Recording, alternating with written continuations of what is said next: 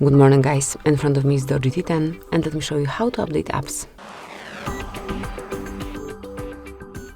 So if you want to get the latest versions of your apps, just open your Play Store at first. Meanwhile, make sure that you've got the network connection and now tap on your account icon. Here click on Manage Apps and Device and go to See Details under Updates Available.